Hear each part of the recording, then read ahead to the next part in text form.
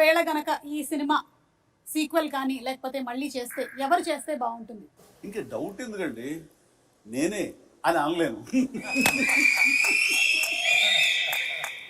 నిజంగా నన్నే అక్కడ పెడితే కనుక అలాగే ఉండేందుకు అన్ని రకాల ప్రయత్నాలు చేస్తాను. అలాగే ఉంటాను, రాణిస్తాను, రెప్పిస్తాను. కాకపోతే అలా అనడం అనేది కొంచెం అంబిషియస్ అవుతుంది. కాబట్టి అవదండి, నా ఉద్దేశం రామ్ చరణ్ అలాగే శ్రీదేవి కూతురు జాహ్నవి చేస్తే బాగుంటుంది.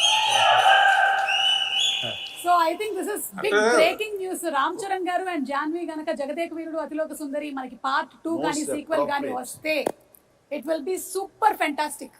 సో ఇప్పుడు అందరి నెక్స్ట్ జనరేషన్ వాళ్ళు ఈ జగదేక వీరుడు అతిలోక సుందరి చేస్తే, అంటే జాహ్నవి, రామ్ చరణ్ అండ్ అనుకుంటే నా ప్రొడ్యూసర్గా వాళ్ళ కూతుళ్ళు అనుకుంటే వీళ్ళ పర్యవేక్షణ ఉండాలి, ఖచ్చితంగా ఒక నిఘా ఉండాలి. వాళ్ళ అల్లు డైరెక్ట్ చేసి సరిపోతుంది. నాగశ్విన్ గారు, be ready for Jagadeka Veerudu Athiloka Sundari part 2.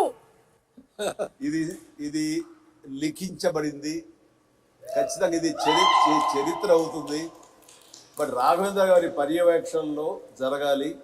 And Nag Ashwin దీన్ని డెఫినెట్గా జస్టిఫై చేయగలడు. ఖచ్చితంగా అది నేను ఫస్ట్ కాపీ ఖచ్చితంగా చూస్తాను.